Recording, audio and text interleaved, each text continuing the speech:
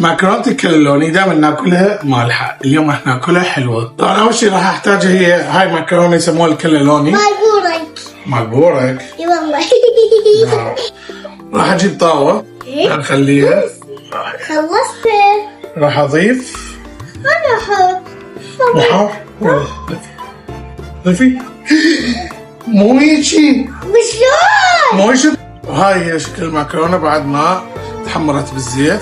هسه عندي هنا شكر عادي راح اخلي عليه شوية دارسين. باي. جيب المكرونة خليها وين؟ خليها بخليط الشكر وخليها تاخذ شكر من كل الجهات. هسه راح اسوي الحشوة. اختار موزاية هيك او يعني مفعوصة بس يعني مستوية زايد. والحشوة ما تصير جاهزة راح اخليها بالفريز هيك 10 دقائق بس تنزل نفسها. هسه اللي حيصير شنو؟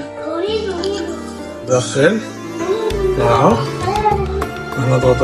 وهذا هو الشكل النهائي. 1 2 3.